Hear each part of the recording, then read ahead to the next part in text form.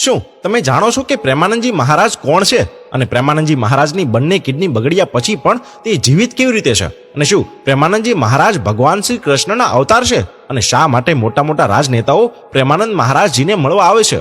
મિત્રો, પ્રાચીન કાળથી એવું કહેવામાં આવે છે કે જ્યારે પણ પૃથ્વી પર પાપનું પ્રમાણ વધ્યું છે ત્યારે ભગવાને કોઈને કોઈ સ્વરૂપે અવતાર લીધો છે અને પાપનો નાશ પણ કર્યો છે. તેમણે દુષ્ટોને તેમના કર્મોની સજા આપી છે અને પૃથ્વી પર સુખી જીવનની વ્યવસ્થા કરી છે. આજકાલ આવી જ એક ચર્ચા એક બાબા વિશે ચાલી રહી છે. અમે વાત કરી રહ્યા છીએ પ્રેમાનંદજી મહારાજની. મિત્રો, પ્રેમાનંદજી મહારાજનો જન્મ ઉત્તર પ્રદેશના કાનપુરમાં સરસોલ ગામમાં એક બ્રાહ્મણ પરિવારમાં થયો હતો.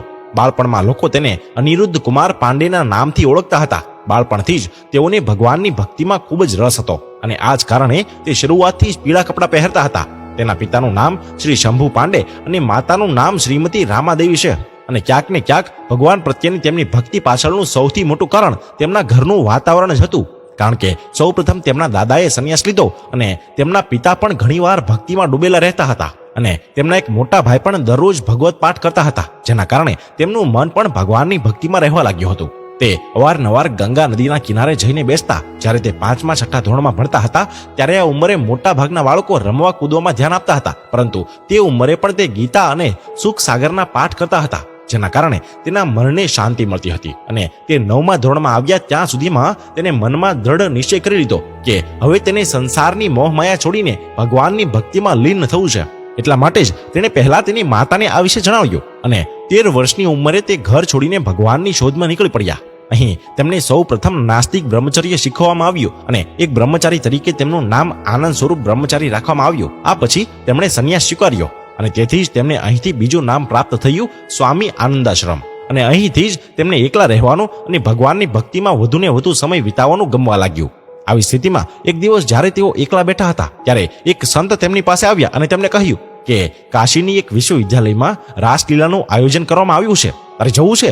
પછી તો શું, તેઓ પણ ભગવાન શ્રી કૃષ્ણની રાસલીલા જોવા કાશી જવા નીકળી પડ્યા અને તેઓ 1 મહિના સુધી ભગવાનના પ્રેમમાં ડૂબ્યા રહ્યા. પરંતુ 1 મહિના પછી આખરે કલાકારોને પાછા જવાનો સમય આવ્યો ત્યારે સ્વામીજીના મનમાં વિચાર આવ્યો કે જ્યારે તેઓ અહીંથી જશે ત્યારે એનું શું થશે? ભગવાનની રાસલીલા વિના હું કેવી રીતે જીવીશ?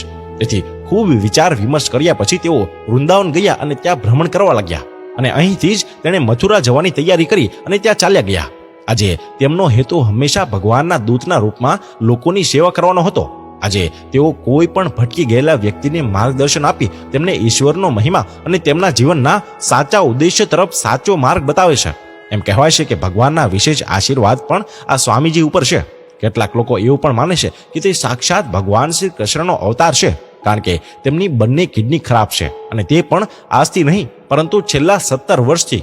આમ છતાં સ્વામીજી આજે 60 વર્ષના છે અને એકદમ સ્વસ્થ છે.